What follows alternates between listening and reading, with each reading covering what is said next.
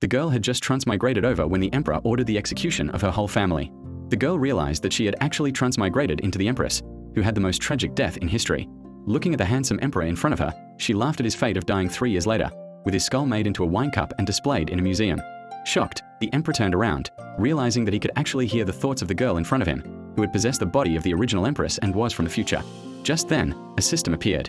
It told the girl that if she could take down the tyrant, she would become the next ruler.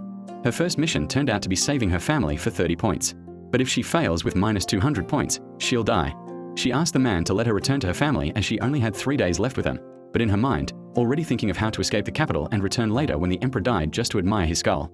The man was furious, but thinking about how the girl knew the future, he asked her what she thought of her father's betrayal. She mocked him for losing a great general and destroying his nation, since the old general had only faked his surrender and would soon return triumphantly.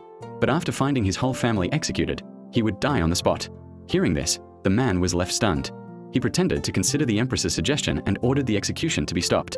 Instead, confined her family and ordered her to return to her mansion. Happily, the girl went back to her room but was stunned to see a maid. She had no recollection of the original's memory. So, using 20 points, she restores the empress's memories. That's when she found out the empress was actually in love with the prince and had entered the palace as a spy.